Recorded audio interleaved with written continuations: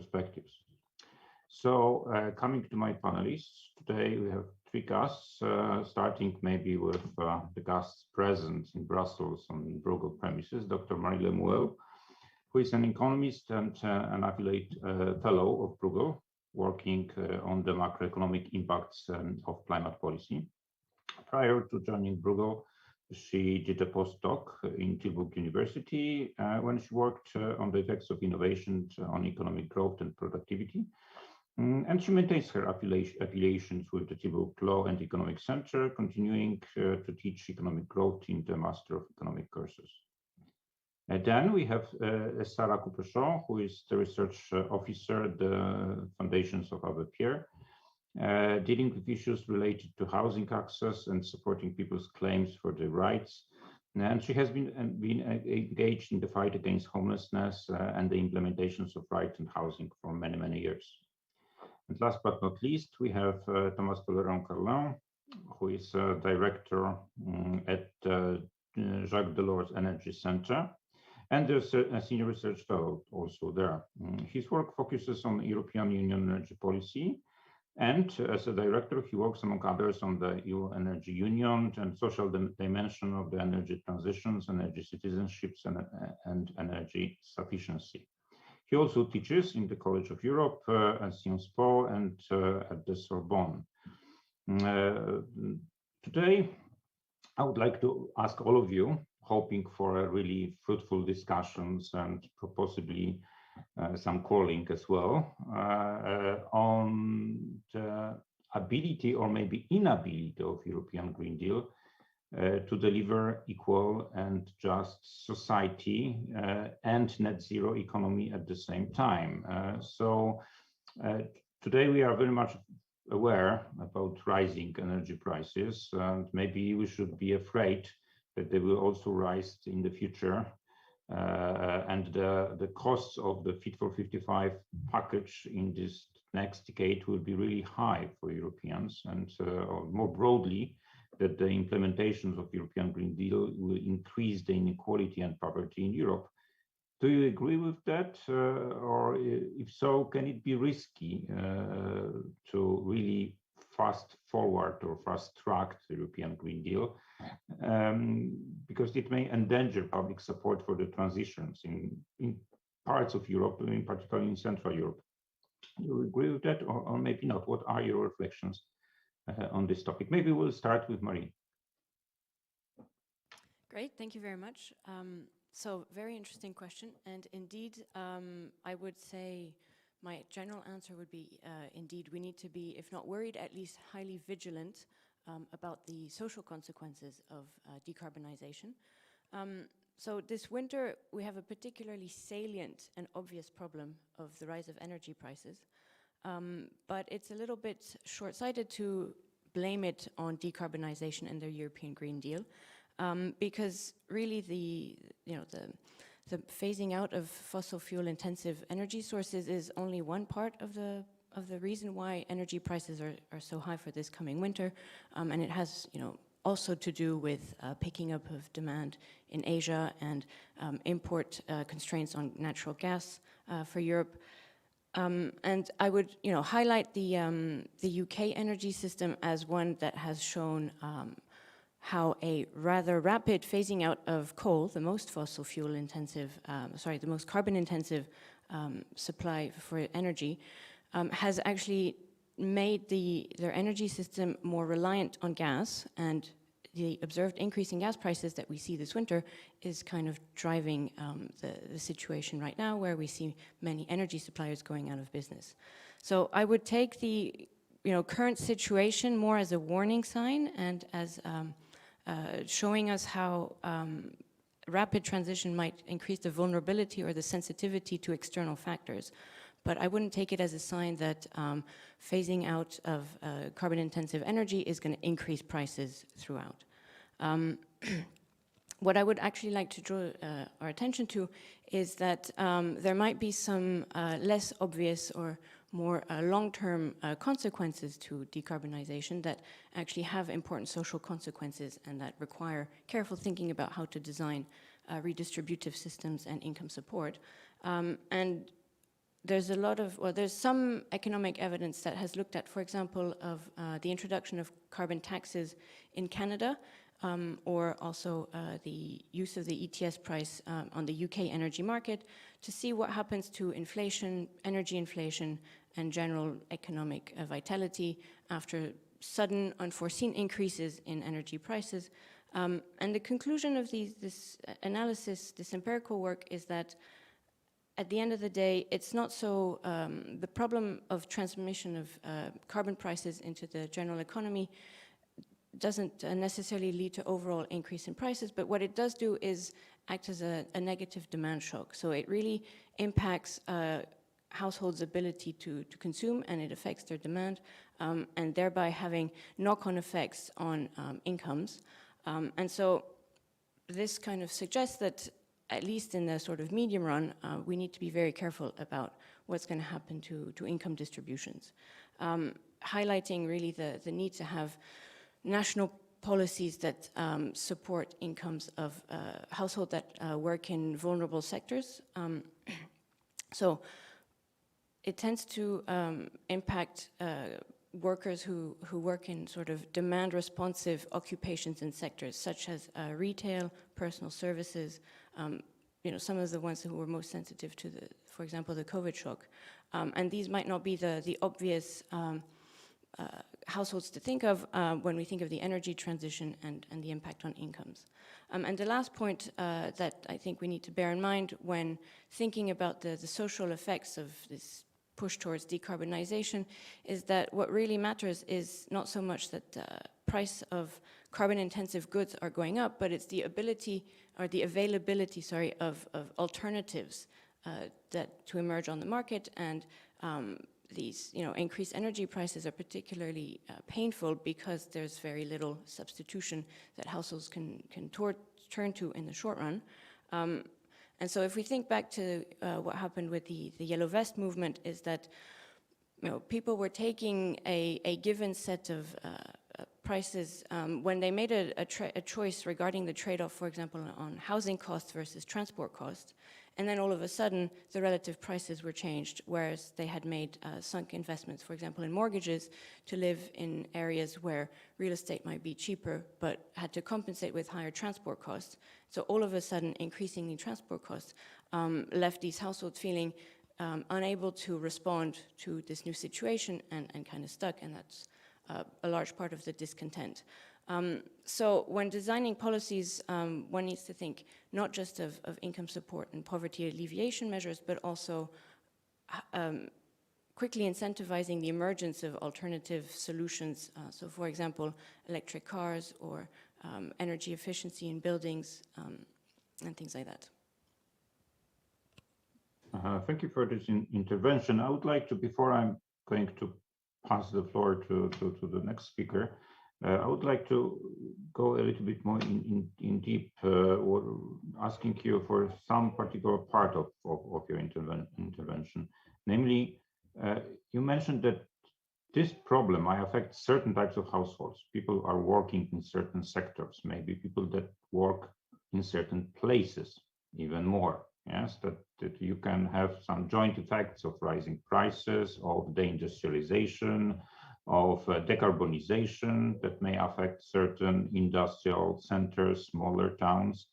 How do you think, is it really this kind of a danger, or maybe it will be much more evenly spread, let's say, like poverty in general, yes? So it affects different groups in different places.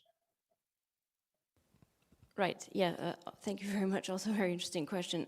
So again, there's some social consequences of decarbonization that are pretty salient and quite obvious. So for example, there are certain activities, for example, coal mining and coal-powered electricity generation, that are just simply going to have to disappear. And so if these activities tend to be highly concentrated regionally, it spells really bad news for those regions that really need to reinvent an entire new economic model. So that's one specific type of problem that needs to be addressed, and it really requires very tailored, targeted policies and careful thinking about what are the industries that might emerge out of this decarbonization effort. So for example, in green technologies, but not necessarily limited to those. There might be new industries coming out, for example, of the digital revolution that might also provide substitute activities for these regions where the losses are going to be very concentrated. But the point I was making about the more sort of more pervasive demand shock that deflates incomes and job opportunities, that one might be a bit more of a broad-based consequence that whose effects might be spread geographically, but they would still tend to be targeted more socially in terms of particular occupations that might be more vulnerable. And so in that case, the solutions might be less geographically based, but they would still require involvement in terms of thinking about the country's overall redistributive policies. Thank you, Mary. Very interesting answer to my question. I'm looking at your faces, and I think Thomas would like to be the next one. So the floor is yours. Yeah, thank you. I think our starting point should always be that the worst case scenario is always climate inaction. Climate inaction aggravates inequality and poverty in Europe and also in the rest of the world. And so we see that because the ones that suffer the most from flooding, the ones that suffer the most from heat waves and even air pollution are always the poorest in our society, those with the least efficient access to healthcare. We see that in the city where I'm based in Paris. If you take a map of air pollution in Paris and you take a map of revenues in Paris, it's exactly the same. Because obviously the wealthier people have, political agency to make sure that air pollution does not come to their neighborhood, but rather goes in the poorest neighborhoods. This being said, there are many, many ways to do a transition towards climate neutrality. And so to me, there is no trade-off between social justice on the one hand and climate action on the other. There is a choice. Do we do climate actions that are bad for social justice, or do we do climate actions that also happen to be good for social justice? And that's really the debate we must be having at the national level, but also at the EU level. So let me take two concrete examples from the Fit for 55. So this Brussels initiative to overhaul regulation for buildings, transport, carbon pricing, etc.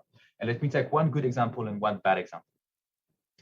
The good example is what the Commission proposed for CO2 standards for cars. The current proposal is to ensure that all the new cars that will be sold in the EU market by 2035 will be zero-emission cars. Most of those vehicles would be battery electric cars. And the more we develop that car market for new cars today, the quicker we will see the emergence of a vast second-hand electric car market that is accessible for middle-class and low-income Europeans, or at least those that still will need a car to live and work. And so the more ambitious we are on that specific climate policy, the more social it's likely to be for European citizens and consumers. And here that will improve the life of low-income Europeans, at least in two different manners. The first is that a battery electric car is far cheaper to use and is more technically reliable. So when you work with people that are really living from paycheck to paycheck, one of the problems that often puts them in a difficult situation is where they have a problem with the car. If the gearbox breaks down, you suddenly need to find 1,000 euros, and that puts a lot of people in a difficult situation. You don't have that problem with the electric car because it's far more efficient. So you will still have problems, obviously, but it's far more efficient, far more technically reliable, and so this will not only help them, from an economic perspective, but also from a mental perspective, having less to worry about in terms of their car breaking down. And the second benefit is linked to air pollution. It's going to be less visible, but still very, very important. Today in Europe, we have 400,000 Europeans that die prematurely because of air pollution. I mean, that's comparable to COVID numbers in terms of death. And we know that the poor people are the ones that are the most disproportionately affected by this. So that's a good example. And that's the thing where climate ambition, the more ambitious we are, whether we stay at 2035 or we even do something even bolder, like what Denmark and other countries want to do, the better it will be for social justice. Let me take a bad example, however. The Fit for 55 also contains one measure that I think could be extremely bad for the European project, but also for social justice and poverty. And that's the second ETS. So the Commission proposes that from 2026 onwards, there will be a second EU carbon market that will increase the cost of fossil fuels for heating, buildings, and for transport. We don't know what the market price is going to be because it's going to be a market price, but we can assume that it's going to be anywhere between 50 euros a ton and 150 euros a ton, thus increasing the final price of gasoline by anything between 10 cents a liter and 30 cents a liter. So the shock between 2025 and 2026 will be massive.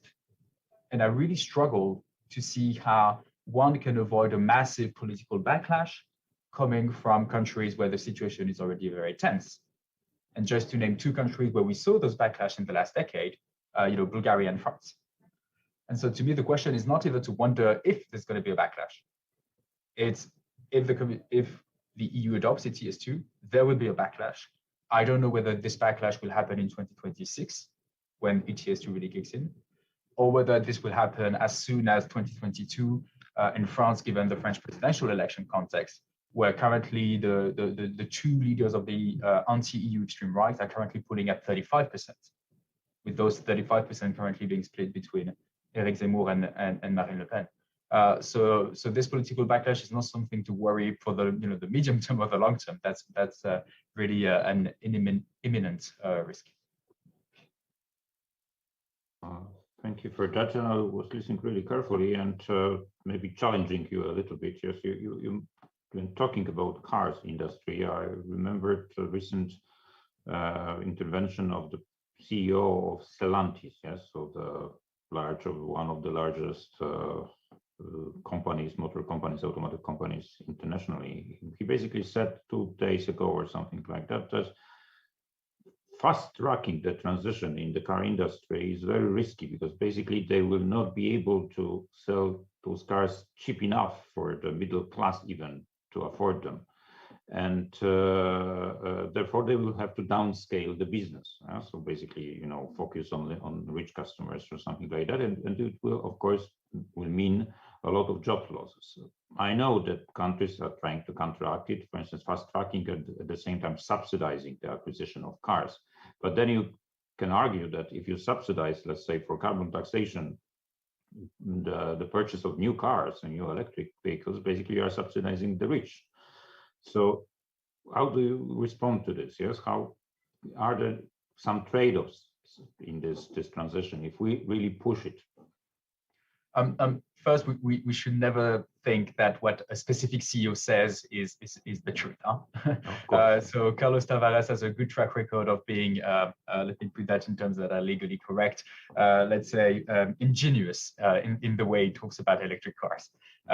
So yeah, when you look at other car companies like Volkswagen or Volvo, they are having a very different message, and they say that we absolutely need predictability.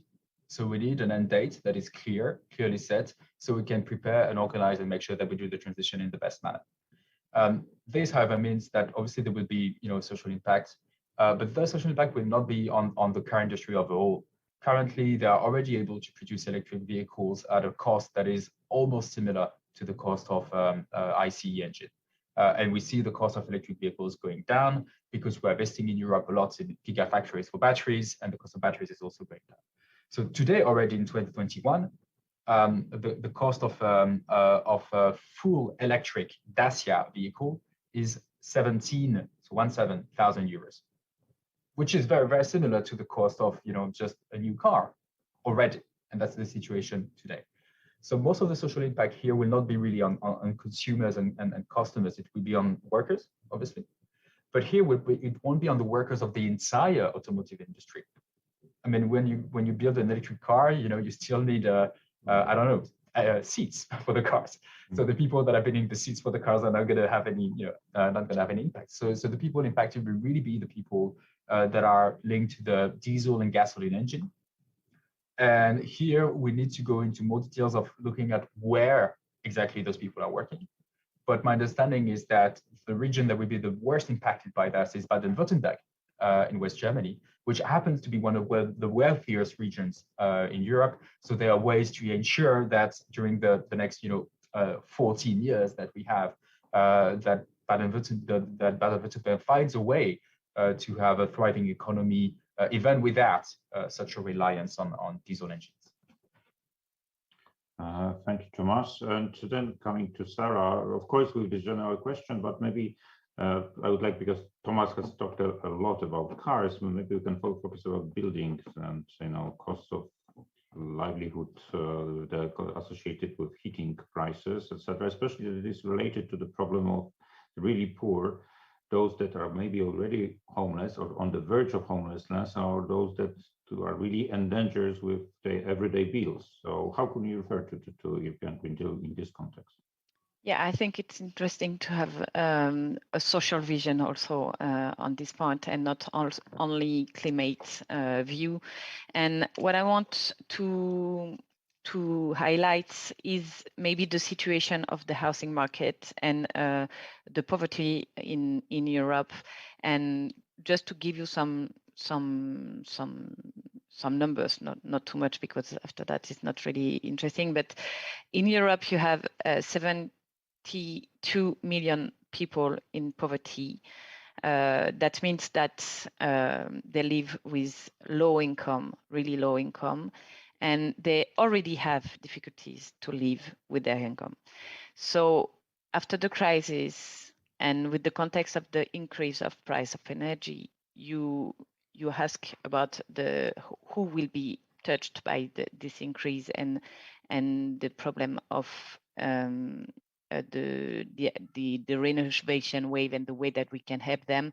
The first of them is the poor people, the poor households in Europe. And on the sector of housing, we can see that 10% of households in Europe are overburdened by housing prices, because the prices of housing are increasing for 10 years now, for more than 10 years now, after the crisis of 2008. And so, I mean, we have to replace this situation of the COVID crisis and the increase of energy price in a situation, social situation, really difficult for a lot of European citizens before this increase of energy. So I think that the Green Deal have to protect this household before to have some, how to say that, to stop the fire. We have before that to think about how to don't put the fire in the social situation, because we spoke about yellow jacket, and we saw in France that even if a lot of people thought that it was an anti-climatic movement, it was not the case. I think that now we know that a lot of surveys show that people are aware about the necessity of the transition. They want a better place for their kids and a better house for their kids. So this is not the problem of climate measure. This is the problem of social impacts of this measure for households. And I think that European citizens have basic expectation. They want to live with their salary. They want to have a house. They want to access to transport to go to their job, or to just have public transportation and a car, and to see their kids at school. And we need to have a minimum standard of living in Europe. And now we cannot see in this package the protection of this minimum standard of living. And I think that if we don't want to have a social fears in Europe, we have to be careful about that. And it means that, for example, the carbon market on buildings will have impacts on energy prices for households, and it could be some disparities between people who are landlords, people who are tenants, and with people in low income. So in this context, I think that it's really important to have a measure that gives some obligation for landlords to renovate in priority residential park. Of course, public park is one of the prioritization to have, because in the social and public housing, you have the most poor people. But it's not enough, because you have a lot of countries in Europe where there is no public and social housing. And there is a lot of tenants, more and more tenants in Europe, and they will pay the bill of energy, but they will have the responsibility of renovation. So this is what Europe has to think about the energy poverty, I think. So maybe just a short question about this yellow vest movement. I had the feeling, maybe it was the wrong feeling, that it is also that this movement was very much associated with the regional disparities in France. Yeah? So that some towns have been already affected by globalization, let's say. So yes, and some industries have already reallocated to other parts of the globe. And so they are already struggling for jobs compared to their, let's say, parents 30 years ago.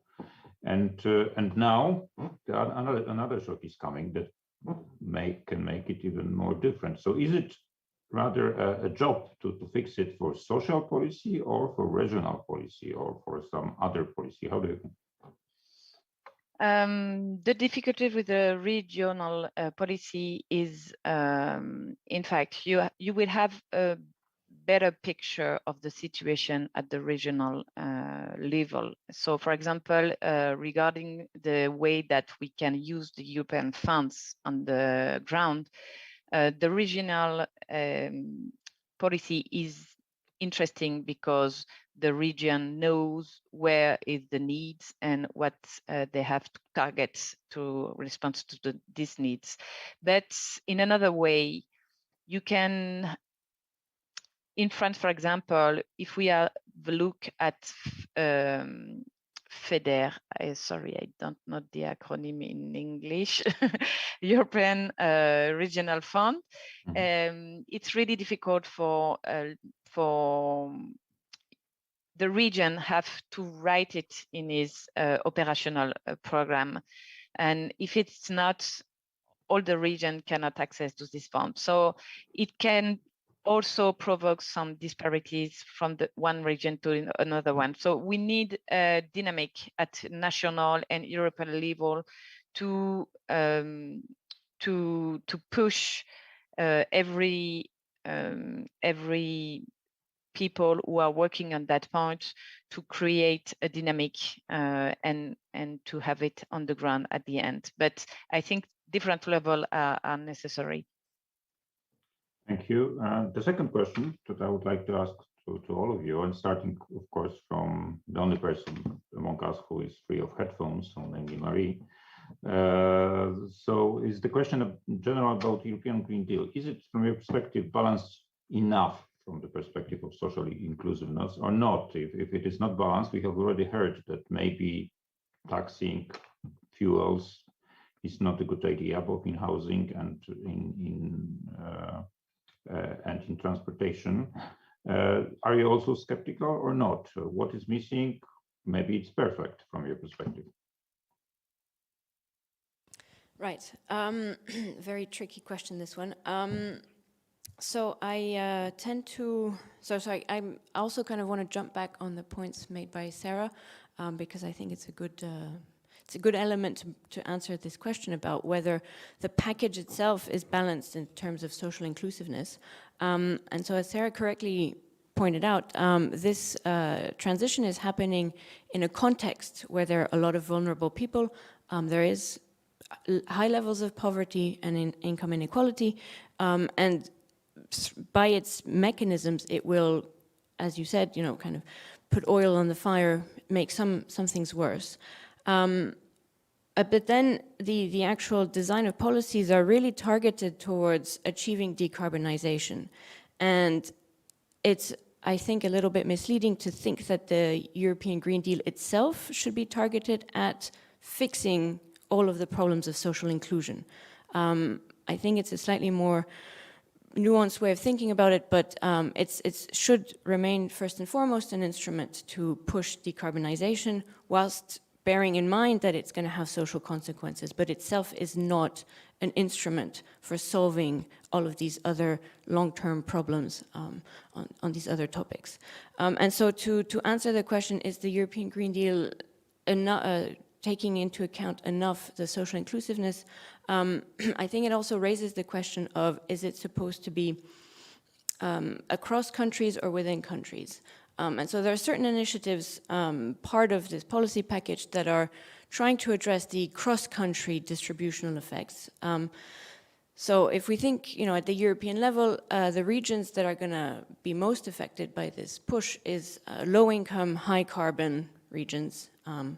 And that's why certain instruments, for example, the Just Transition Fund or the Just Transition Mechanism, are trying to address or bring elements to dampen these cross-country redistributive effects, to try to bring funds into these low-income, high-carbon regions that are really going to be suffering.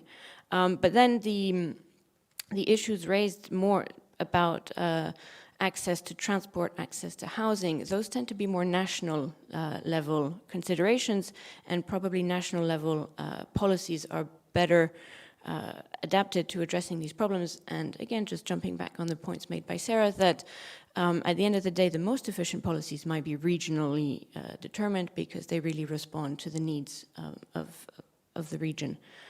So I would tend to say that there are some elements in the EU-wide package that are trying to address the EU-wide distributional consequences, but then we shouldn't expect too much coming out of the European Green Deal, and we shouldn't expect it to sacrifice or sort of forget the aim of decarbonization in order to achieve social justice. I think countries need to take responsibility for the choices they've made in terms of income redistribution, and they might have more levers at the national level to deal with the social consequences of decarbonization than we can expect to come out of this European-wide package. And what's your position with respect to the carbon pricing of fuels in transportation and in housing? Is it good measure, or maybe it's a bit exaggerated and too fast tracked, as it was already been said? Because you can argue that if you want people to save energy, you should make energy more expensive. Yeah? So we have seen it in 1970s, for instance, yes, when energy started to be taxed after 1970s, and therefore our cars today are much more fuel efficient than they used to be in 1970s. Yeah, so as an economist, I would tend to say price incentives work really well. So indeed, they really provide the right incentives to take the decisions to move out of fossil fuels and carbon-intensive energy. But unfortunately, the whole point of this panel is to argue, there's the flip side of the medal, which is that this comes at a cost. So on the extension of the ETS to transport and housing, I think the points made before are really relevant, that what matters is the ability of consumers, but also firms, to provide substitutes, right? If we tax petrol, but there are no non-petrol based transport systems, then it's just going to cause a fall in purchasing power by households, and that's not what we want. And so the point raised by our previous speaker about the cars, any measure that hastens the speed at which non-fossil fuel-based cars appear on the market and trickle down to all segments of the population are beneficial. And I guess the question is then getting the timing right in terms of getting the price incentives to kick in only after a reasonable amount of alternatives are available. And then just to jump back on the housing heating cost question, again here the issue is there's an added layer of complexity coming from the ownership structure, and that the people who pay the energy bills are not necessarily the ones who make the durable good investment in terms of changing their boilers or investing in heat pumps. And so here there's an additional layer of governance that needs to be taken into account, and that's a slightly more tricky issue to resolve. And so again, having the price incentive kick in too soon is just going to cause more hardship than necessary. Thank you, Mary, for that. And giving floor to Thomas, let's focus on European Green Deal and maybe Fit for 55 package. You have already mentioned that maybe it's unbalanced with respect to taxation, but then the question, what's more there, and how should we mitigate the social cost of the package if necessary? How should we correct it? Marie has used a dangerous phrase, trickle down. Will it trickle down the benefits or not? Oh, well, I think we should. I mean, I agree with Marie's point that the Green Deal cannot solve all the social problems we have in Europe. That's for sure. And I think nobody wishes. I mean, nobody hopes that this might happen. The question is more nuanced. I mean, the question is, will the Green Deal be part of the problem, or will it be part of the solution? And here, I mean, the answer, I think, politically is simple. If the Green Deal is part of the problem, if it is perceived as being bad for social justice, there will be a massive political backlash and the European Green Deal will fail. And all our climate, or at least some of our climate policies will be watered down in this decade. So if we want the Green Deal to be politically sustainable, it must be socially fair.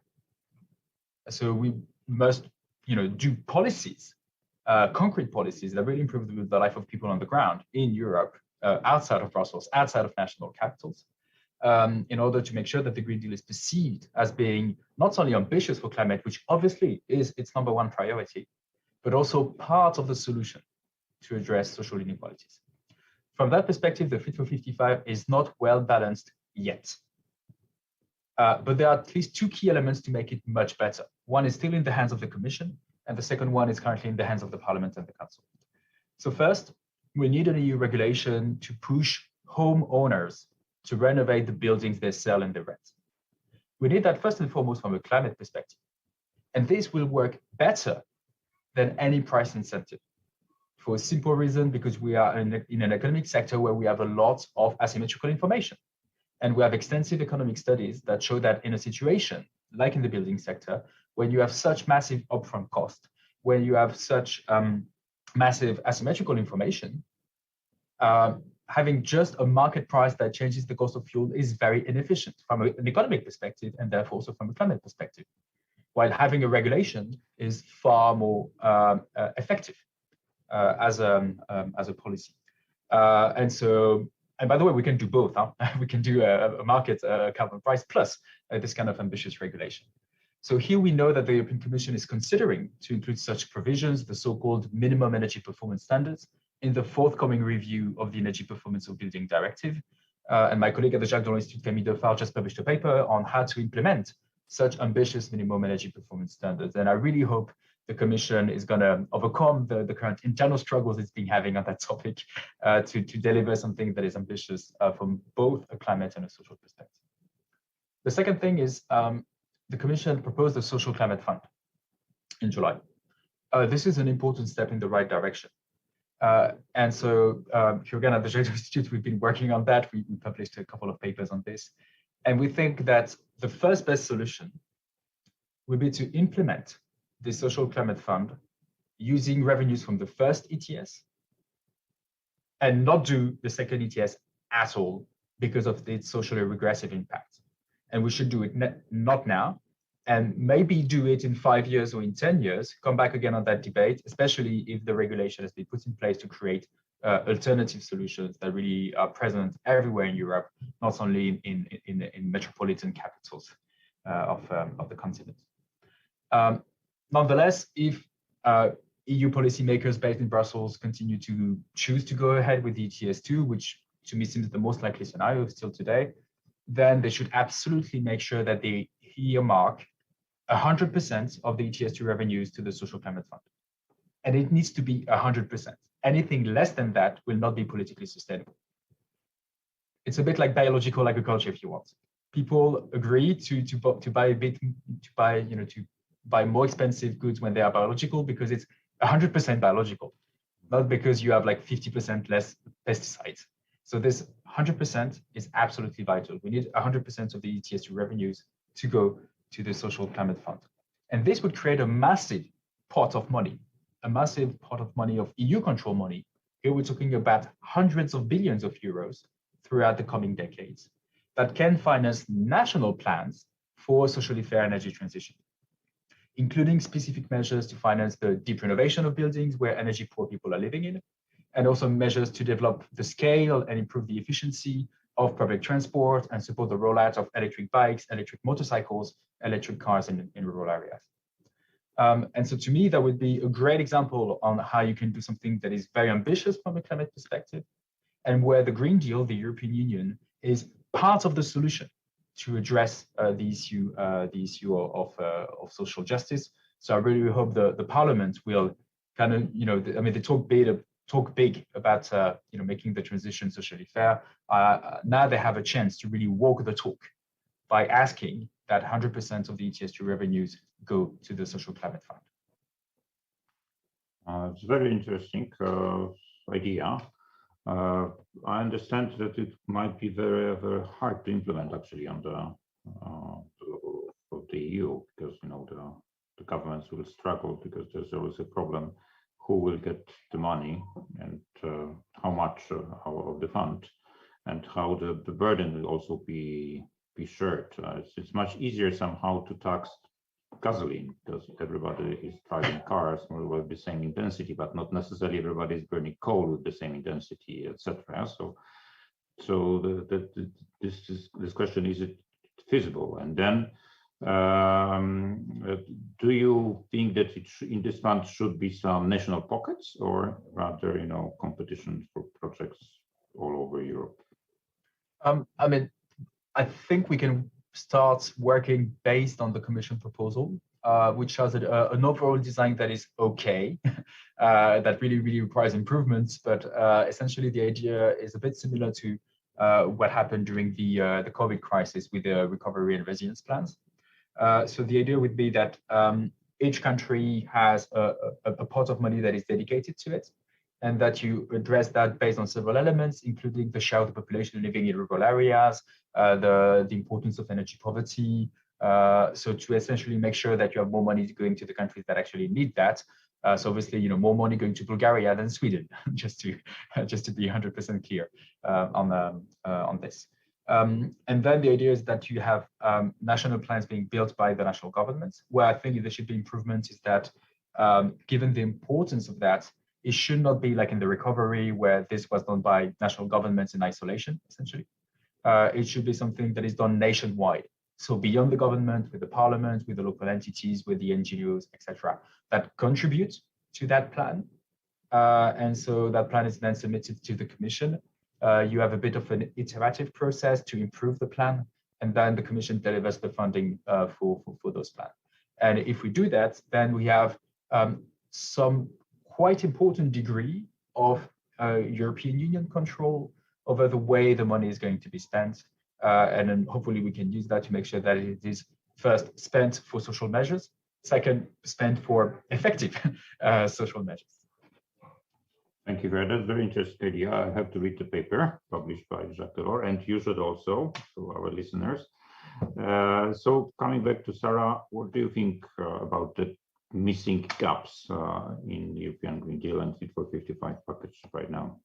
Well, I just want to come back just about the definition of energy poverty, and the fact that for the moment we don't have a European definition for the moment. And I just go from the definition, the French definition, and the French definition is to say that people cannot have a sufficient temperature inside the housing, or cannot pay the bill.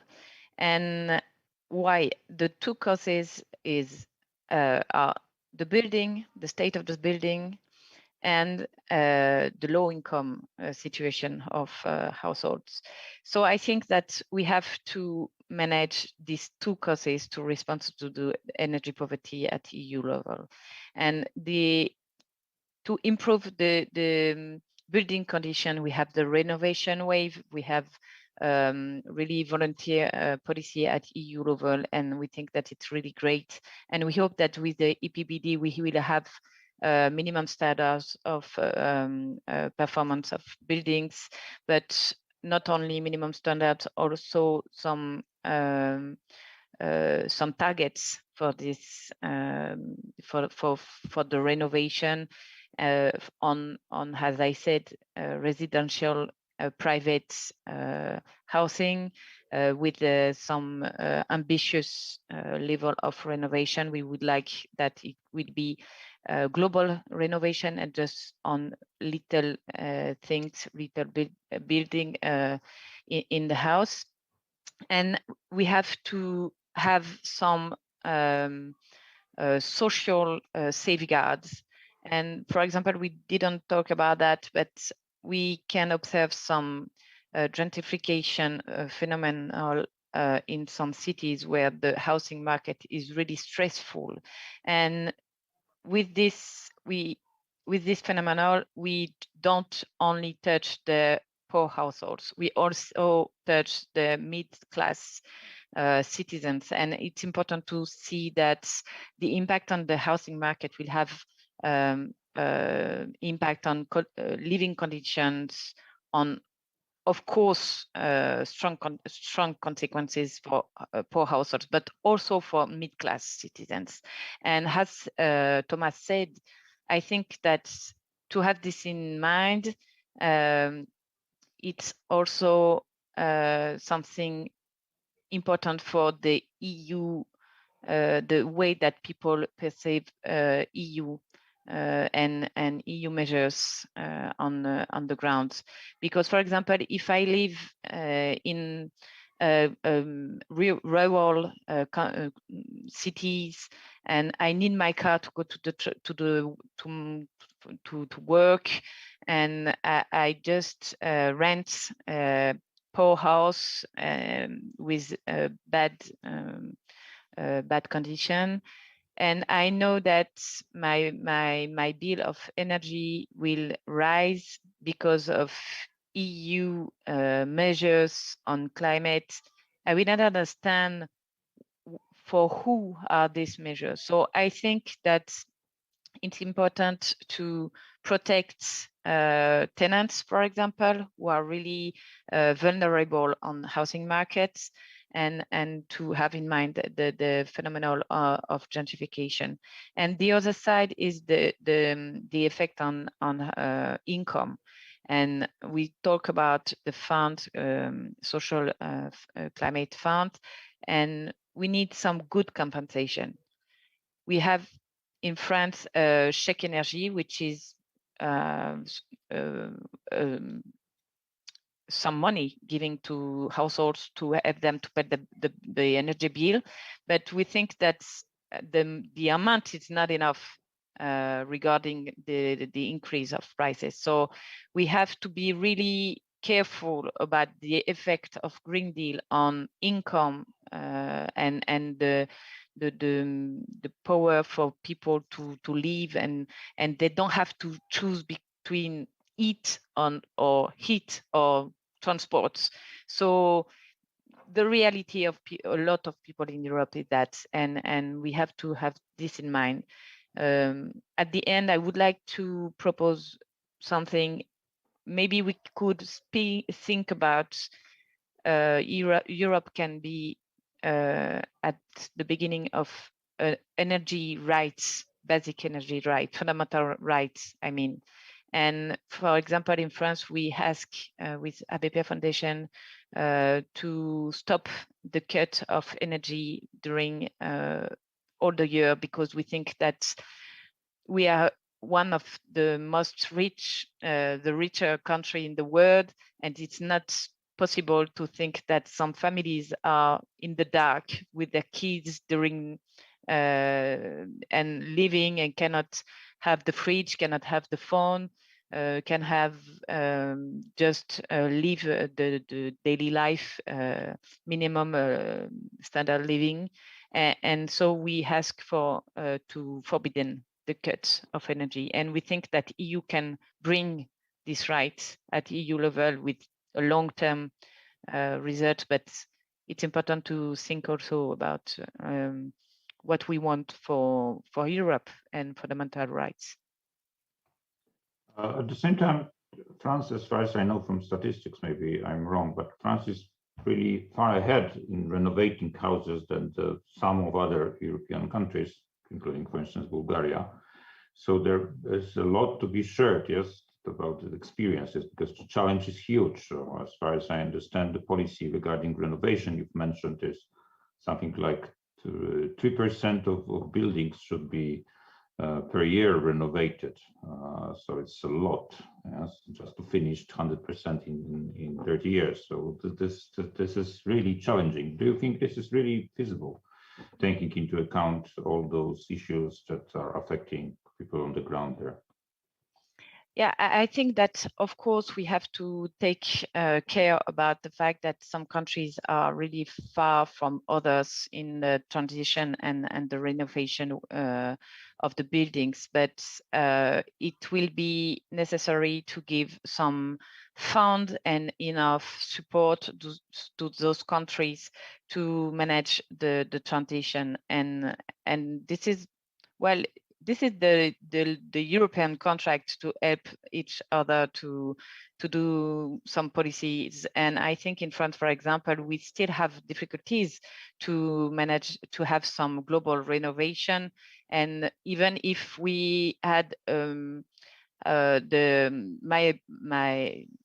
prime renov, which is help for households to renovate, we don't have a lot of global renovation. So we still have progress to do everywhere, and for that we need support for households, for example, which could be local, free, and in a way maybe a duty to when the renovation is really important, to be sure that they can have access to all the subsidies existing on the market, European, national, and local subsidies to renovate. And we think that this is something that EU can push for with the state members, and to be sure that all the households can have benefits from this renovation wave. Thank you for that. We have something like 10 minutes left because we started 5 minutes later. I would like to ask you, without my asking additional questions in order to fit into this time schedule, the last group of questions, and also I'd like to refer to some of the questions we are having from the public. So basically, what are the policy options for the European Green Deal and that are on the table but are not being used right now? Of course, many things are in circulations, like massive green tax reform, targeted social transfers that will be very well designed towards those in the deep poverty, universal social transfers, UP type of, or maybe price control. It is also being discussed with respect to this EU ETS amendments. What's your position on it? What is the most important from your perspective? Maybe starting with Marie, as usual. Right. So indeed, also pushing the question even further. Let me start with the end. So you're asking what of all the, should we rank the different policy alternatives? And what all the things you've listed kind of summarize to is essentially how do we recycle some of these revenues that are coming out of carbon pricing? And starting with the end, price caps, again, I will say that this is probably the least favored option. Again, just putting my economist hat on and saying the last thing we want to do is make the price incentives not work. So, finally, the European ETS system is working in the sense that the price of carbon is in the bandwidth that a lot of empirical evidence or academic calculations have found that this is finally the level that is really going to push the transition forward. And then, how do we then analyze some of the other alternative ways of spending this carbon revenue? And on one extreme is the sort of lump sum transfers, so a little bit like the chèque énergie or what the French government did this autumn, just giving 100 euros to 38 million households, which at the end of the day sums up to quite a substantial amount of money, but it does have the benefit of alleviating some of this income constraint on households, but it doesn't really push towards taking more aggressive actions to really decarbonize and substitute out of these carbon-intensive behaviors and consumption patterns. So a lot more targeted towards the ultimate aim of this package is all the measures mentioned by Thomas previously on how we should allocate the social fund, helping households or even public authorities with renovating buildings and improving energy efficiency, subsidizing the purchase of low carbon durable goods, for example, electric vehicles. So that's the policy that's really going to have probably the biggest bang for the buck, because it really it addresses the two sides of the medal at the same time. And sort of an intermediary policy is what you were hinting at in terms of social transfers, but those that are firstly more targeted towards decreasing distortionary taxes in the economy, and the two ones that often come up are social security contributions and VAT. Because those are going to, especially for social security contributions, these are likely to then boost employment of workers working on lower incomes, and thereby compensating for the loss of income in a slightly more efficient way than simply handing out checks. So I think we can sort of rank policies in terms of the ability to which they help everyone in the economy transition to low carbon consumption, but also mitigate some of the more general equilibrium effects of this transition. And so I would place investing in low carbon alternatives as the top priority, using carbon revenues to decrease other distortive taxes in the economy, sort of in the middle ground, and then untargeted income transfers as probably the least efficient in economic terms. Mm-hmm. We have some specific questions from the audience that can follow up this. And for instance, that apart from taxation, yes, how should we incentivize more widespread use of clean technologies? And this is the question from Patrick Smith. And I would like that to come back with two other questions on the Italian super bonus and the one on deep renovation. So essentially the question is, what is the alternative to carbon pricing? So first, I mean, they don't need to be alternative, they can be also complementary to carbon pricing. Four things quickly. First, I mean, subsidies. And those subsidies can be generous, and the Italian government made a super generous subsidy with the super bonus, because they pay for 110% of the cost of the renovation. So it's not only that the renovation is free, it's that they give you money to do the renovation, to tackle also what economists call the transaction costs, which in real life we call just the hassle of having to care about. So the question is it okay? Is it to move in the right direction? I mean, I think so. First, I've not studied specifically the Italian super bonus yet, so I don't want to say too much on that. My first question to analyze that policy is who benefited from it. Was it built in a way that ensures that it benefits the one that needed the most? So here we talk about lower middle class, we talk also about low income. We might also talk about people that are renting their houses, because then the renovation would benefit in the end the tenants. So that would be one question to ask. And I'm eager also to, they're going to be Italian researchers on other panels, so maybe it would be interesting to have their views. So I think of my colleagues from Italian think tank ECCO, who might have more intelligent things to say on the Italian super bonus than me. But it just shows that when there is a political will, there is a way. If you had told me 3 years ago that some governments would actually do this kind of super bonus, I would have been surprised. And here it is.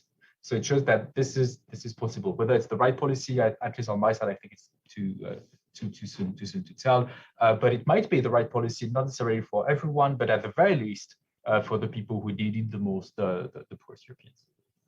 Another way to ensure that we have an uptake of renewable heating systems are also partially through EU measures, especially the eco-design. So we have different ways to go about it. The most radical way would be to say we just ban the sale of fossil fuel boilers by a specific date. This date, according to the International Energy Agency, should be 2025. That's what they said in their May report of that year on net zero for 2050. And so essentially, if we do that, that will mean by 2025, the only boiler you can buy is using either electricity or renewable heat. And so it means that anytime you need to just change your boiler, like for instance, my father, who is currently using oil heating, at some point he will need to change that boiler. If the only thing you can buy is biomass heating systems or heat pumps, then it will go green, of course. So that's one very efficient way to ensure the uptake. And that gives companies a lot of predictability because they know how many boilers are being bought. They know how many currently are being bought using your oil-based boilers or natural gas-powered boilers. So they can assess what's going to be the market demand in 2025 onwards for other kinds of boilers. If you want something less radical, you can do what the British government is currently doing, which is to have a portfolio for boiler manufacturers. So you tell them, for instance, by that particular year, if you want to sell 50 fossil fuel boilers, you also need to sell 50 non-fossil fuel boilers. So that's another way to go about it that is a bit less radical than my first option. And then finally, another tool that you can use that is currently in the draft of the EPBD is to ensure that we have private banks that are actually joining that effort for renovation. So the technical term is mortgage portfolio standard. And what it means is that you de facto push banks to ensure that a specific percentage of their asset investment in the building sector is done for renovation and ideally for the deep renovation of building. And that's a new idea that has been proposed a few months ago by Peter Sweetman, who is the CEO of Climate Strategy and Partners, a consultancy based in Madrid. I was very happy that it got traction, see that in the PBD, and that has the potential to also bring private banks in that endeavor to push for more renovation, and that would be critical, especially for middle-class Europeans. Thank you, Thomas. I'm very tempted to inquire you more about this new idea because it sounds really interesting, but I will not because I'm looking at the clock. And so I'm passing the floor to Sarah, specifically 2 questions from the audience. Yeah? So first question is, do you think that we should communicate directly to citizens that energy will be more expensive in the future and they should understand it now, let's say so, and that the climate policy will affect it? However, it's not a bad information if we communicate it correctly and it will be assisted with proper policy measures. And the second question was directed to you, yes, by name, that you mentioned the basic energy rights and gave the example of forbidding energy cuts when bills aren't paid. What solution would you propose to pay such a cost? For the first question, I would say transparency is always better than to have secrets, but we have something to propose in face of these facts. It's not only the question of communication, and I think that we have a lot of communication in media about the increase of energy, and it could be a great policy point for EU to communicate about what it will do for this increase and to help households to pay their bill.